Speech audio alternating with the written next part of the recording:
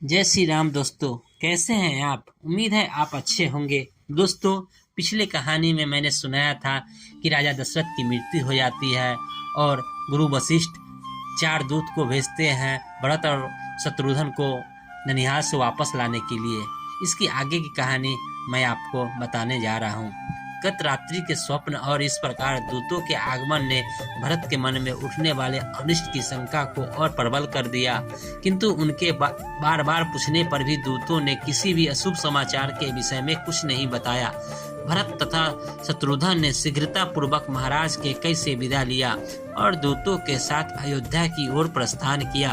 अनेक नदियों तथा दुर्गम घाटियों को पार करके भरत अयोध्या की सीमा में प्रविष्ट हुए। वहां का दृश्य देखकर वे बोले, हे दूत, अयोध्या की ये वाटिकाएं जनशून्य क्यों हैं? नगर में प्रतिदिन होने वाले प्रजाजनों का तुमुल नाद क्यों सुनाई नहीं दे रहा है? ऐसा क्यों प्रतीत हो रहा है जैसे आज अयोध्या श्रीहीन हो गई है? क्या यहाँ किसी प्रकार की अवांछनीय घटना घटित हुई है? दूतों ने उनके इन प्रश्नों का कुछ भी उत्तर नहीं दिया। आशंकित भरत राजा प्रासाद में पहुंचे। वे सबसे पहले पिता के दर्शन के लिए उनके भवन की ओर चले। उन्हें वहां न पाकर वे अपनी माता कैकेयी के कक्ष में जा पहुंचे। उन्हें देखकर मुस्कुराती हुई कैकेयी स्वर्ण के आसन से उठी। भरत ने माता का चरण स्पर्श किया। कैकेयी ने उन्हें हृदय से लगाकर आशीर्वाद दिया और अपनी माता और पिता के कुशल समाचार पूछा।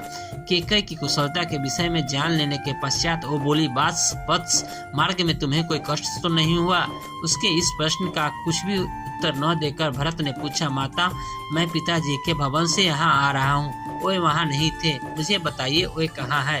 तटस्थ भाव से कैकेयी ने कहा, हे पुत्र, तुम्हारे तेजस्वी पिता स्वर्ग सिधार गए। कैकेयी के इन मुख से इन शब्दों को सुनते ही भरत के हृदय को मरणात्मक आघात लगा। वे बिलक बिलक कर रोने लगे। फिर वे बोले, अचानक यह कैसे हो गया है? मैं कितना अभागा हूँ कि अंतिम समय में उनके दर्शन भी न कर सका। धन्य है राम लक्ष्मण, जिन्होंने अंतिम समय में पिताजी की श्री सुरा की।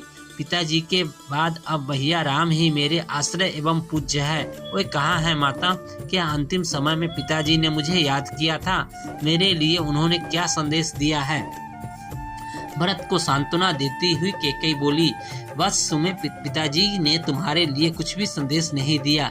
5 दिवसीय और 5 रात्रि तक वे हे राम, हे लक्ष्मण, हे सीता कहकर विलाप करते रहे और विलाप करते करते ही परलोक सिधार गए। यह सुनकर भरत की पीड़ा और बढ़ गई और वे बोले, क्या पिताजी के अंतिम समय में मैं भैया राम भी नहीं थे? क्या पिताजी को उनके वियोग में प्राण त्यागने पड़े? वे कहाँ चले गए थे? कैकेयी ने मुस्कुराते हुए कहा, तुम्हारा बड़ा भाई राम तो लक्ष्मण और सीता के साथ वक्कल पहनकर वन को चला गया है। मैं तुम्हें पूरी बात से अवगत कराती हूँ। तुम्हारे पिता ने राम के अभिषेक का निश्चय किया था। राम के अभिषेक की बात सुनकर मैंने महाराज से 2 वर मांग लिए। प्रथम वर्ष से तुम्हारे लिए अयोध्या का राज मांगा और द्वितीय वर्ष से राम के लिए 14 वर्ष का वनवास। राम के साथ सीता और लक्ष्मण भी स्वयं अपनी इच्छा से चले गए हैं। उनके चले जाने पर तुम्हारे पिता विलाप करते करते मृत्यु को प्राप्त हो गए। अब यह राज अब तुम्हारा है, अतः शोक को त्याग दो और निष्कंटक राज करो। तुम्हारे विरुद्ध विद्रोह करने वाला अब इस नगर में कोई भी नहीं रह गया है। मैंने पूरी व्यवस्था कर रखी है। तुम गुरु वशिष्ठ और मंत्रियों को बुलाओ और उन्हें अपना राज तिलक करवाओ। राम लक्ष्मण के वनवास के विषय में और पिता की मृत्यु का कारण जानकर भरत के मन व्यथा से भर गया और साथ ही साथ उनका तन क्रोध से जल उठा। वे बोले, हे पापिन माते, तुम रघुकुल का कलंक हो। मेरे भाइयों को वनवास और पिता की मृत्यु का कारण तुम्हारी दुष्टता ही है। तुम रघुकुल का नाश करने वाली नागिन हो। हे जरबुद्धि, तुमने राम को वन क्यों भेजा? मुझे तो प्रतीत होता है कि पिताजी की भांति माता कौशल्या और माता सुमित्रा भी पति और पुत्र वियोग में अपने प्राण त्याग देगी। राम भैया तो तुम्हारा मुझसे भी अधिक सम्मान करते थे। माता कौशल्या तुम्हारे साथ सहोदर भागिनी जैसा व्यवहार करती थी। फिर तुमने इतना बड़ा अन्याय क्यों किया? हे पाषाण हृदय माता, जिन भाइयों और भाभी ने कभी दुख नहीं देखा, उन्हें इतना कठोर दंड देकर तुम्हें क्या मिल गया? भैया राम ने के वियोग में मैं पल भर भी नहीं रह सकता। क्या तुम इतना भी नहीं जानती कि सद्गुणों में मैं राम के चरणों की धूलि के बराबर भी नहीं हूँ?